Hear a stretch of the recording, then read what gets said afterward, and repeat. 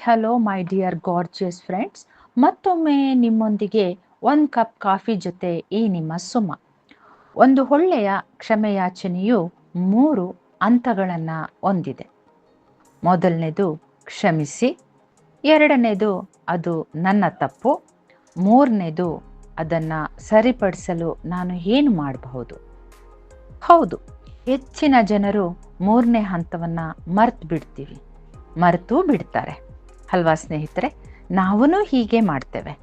ಈ ರೀತಿಯಾದ ಯೋಚನೆ ಬಂದರೂ ಅದನ್ನು ಹೇಳುವಂಥ ಮನಸ್ಸು ಮಾಡದೇ ಇರುವುದೇ ಹೆಚ್ಚು ಕೂಡ. ಯಾಕೆಂದರೆ ನಾವು ಸಾಮಾನ್ಯ ಜನರು, ವಿಶೇಷವಾಗಿ ಅಲ್ಪ ಮಾನವರು ಅಲ್ವಾ ಸ್ನೇಹಿತರೆ? ಎಷ್ಟೋ ಬಾರಿ ನಾವು ಕ್ಷಮೆ ಕೇಳಲು ಹಿಂಜರಿದು ಬಿಡ್ತೇವೆ ಕೂಡ, ಅಥವಾ ಮನಸ್ಸು ಮಾಡೋಲ್ಲ. ಬದುಕಿನ ಯುದ್ಧ ನಾವೇ ಮಾಡಬೇಕು. ಭಗವಂತ ನಮ್ಮ ಬದುಕಿನ ಬಂಡಿಗೆ ಸಾರಥಿಯಾಗಿರುವಾಗ ಎದುರಾಗುವ ಕ್ಷಣಗಳಿಗೆ ನಾವು ಏಕೆ ಈ ಮೇಲಿನ ಪದಗಳನ್ನು ಉಪಯೋಗಿಸಲು ಹಿಂಜರಿಯುತ್ತೇವೆಯೋ ಅರ್ಥವಾಗದು. ಈ ಪದಗಳಲ್ಲಿ ಎಷ್ಟು ಪ್ರಬುದ್ಧ ಅರ್ಥವಿರುತ್ತೆ ಒಮ್ಮೆ ಗಹನವಾಗಿ ಯೋಚಿಸಿ. ಹೌದು, ನೋವುಗಳ ನಡುವೆ ನೆಮ್ಮದಿಗಾಗಿ ಕ್ಷಮಿಸಿ, ಕ್ಷಮೆ ಇರಲಿ ಎಂಬ ಮಾತು. ನಿರಾಸೆಗಳ ನಡುವೆ ಭರವಸೆಯೊಂದಿಗೆ ಹೆಜ್ಜೆ ಹಾಕುವಾಗ ಇರಲಿ, ಆಯ್ತು, ತಪ್ಪು ನನ್ನದೇ ತಪ್ಪು ಎಂಬುದಾಗಿ ಮನನ ಮಾಡಿಕೊಂಡು ಹೆಜ್ಜೆ ಮೂಡಿಸುವುದಾದರೆ ನಮ್ಮ ಸಂಬಂಧಗಳು ಇನ್ನೂ ಸುಂದರ ಮಾಡಿಕೊಳ್ಬಹುದೇನೋ ಒಮ್ಮೆ ಯೋಚಿಸುವ. ಎಷ್ಟೋ ಬಾರಿ ಮಾಡದ ತಪ್ಪಿಗೆ ಮೌನವಾಗಿ ಜೀವನವನ್ನು ದುಸ್ತರ ಮಾಡಿಕೊಂಡು ಸತ್ತು ಹೋಗಿರುವ ಬದುಕಲ್ಲಿ ಕುಟುಂಬಕ್ಕಾಗಿ ಅಥವಾ ಸಮಾಜಕ್ಕಾಗಿ ಮುಖವಾಡ ಹಾಕಿಕೊಂಡು ಜೀವಿಸುವುದೇ ಹೆಚ್ಚಾಗಿದೆ. ಅದು ತಂದೆ ತಾಯಿ, ತಂದೆ ಮಗ, ತಾಯಿ ಮಕ್ಕಳು, ಅಣ್ಣ ತಮ್ಮ, ಅಕ್ಕ ತಂಗಿ, ಅಷ್ಟೇಕೆ ಒಳ್ಳೆ ಸ್ನೇಹಿತರು ಕೂಡ ಹೊರತಾಗಿಲ್ಲ ಸ್ನೇಹಿತರೆ.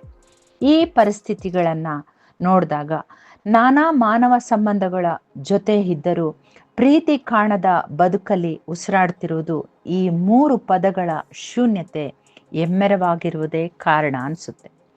ಪ್ರೀತಿ, ಕರುಣೆ ಅತ್ಯಗತ್ಯ. ಇವಿಲ್ಲದೆ ಮಾನವೀಯತೆ ಬದುಕಲು ಸಾಧ್ಯವಿಲ್ಲ.